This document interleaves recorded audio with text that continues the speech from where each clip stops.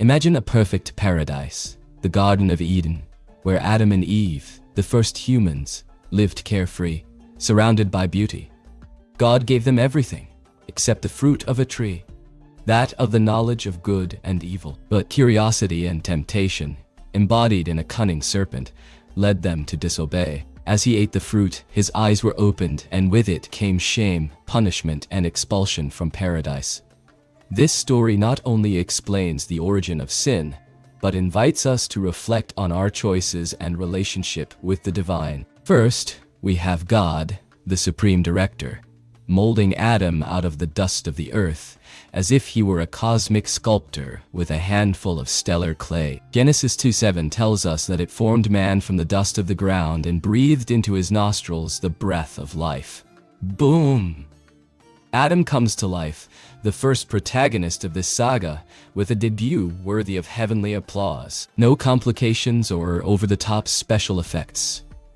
Just earth, divine breath, and voila, humanity activated. Then, Eva, the co-star who steals the scene, enters. There's no dust this time. God decides to innovate. In Genesis 2:21-22, while Adam sleeps like a log, probably snoring after naming all the animals, God takes a rib out of the man, and with the touch of a heavenly craftsman, transforms it into Eve. It's as if he's saying, Adam, I made you a teammate, and this time he's coming in style.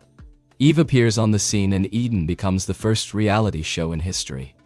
Two souls, a paradise, and a script that is yet to be written. Picture the scene. Adam is fresh from the dust, looking around the Garden of Eden like a new house, fruit trees everywhere, rivers shining like mirrors, and air so fresh it seems like free Wi-Fi. God, the great host, gives him the tour in Genesis 2:15-17 and lays out the rules of the game.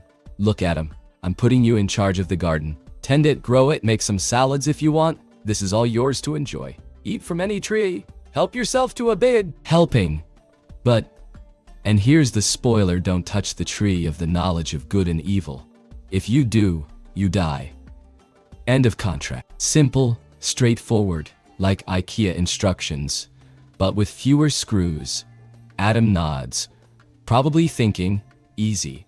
I've got an eternal buffet, and only one no on the list. Eve comes along next, created from that VIP rib, and while the Bible doesn't say God repeated the memo to her, we assume Adam passed along the memo.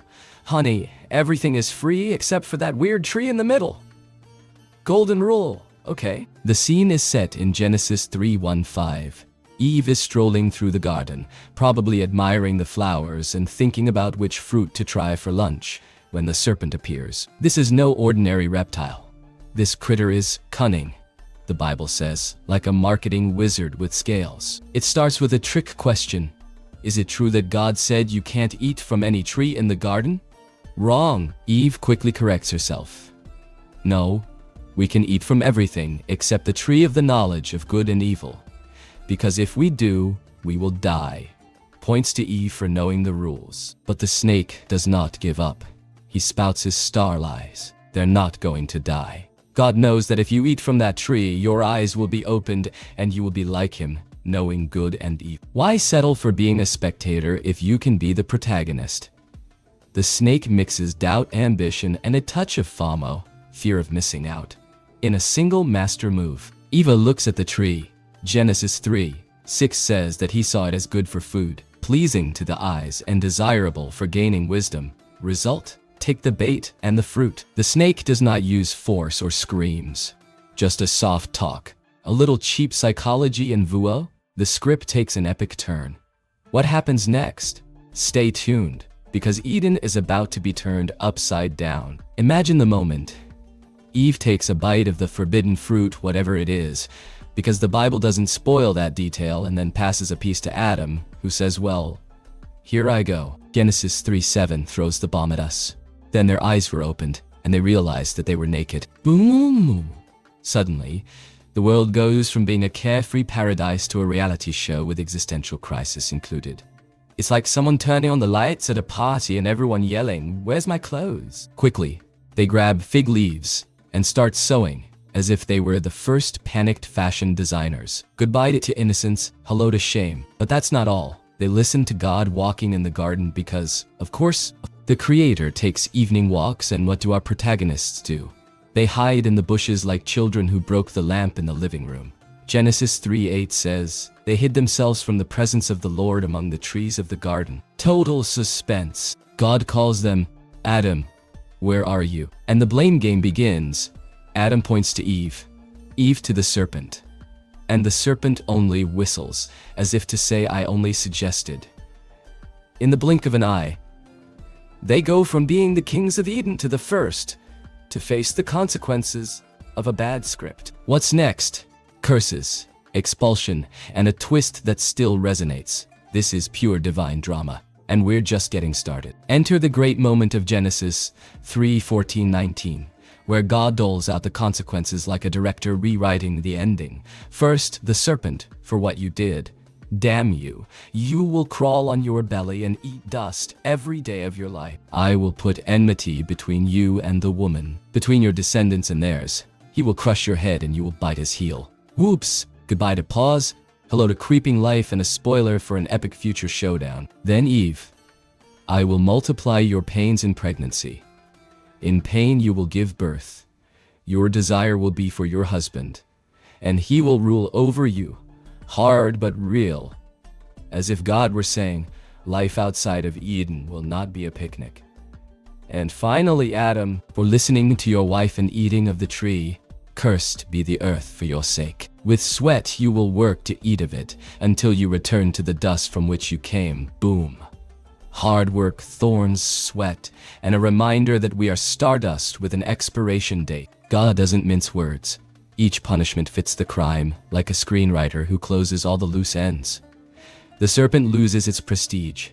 Eve faces the pain of childbirth, and Adam the eternal effort to survive.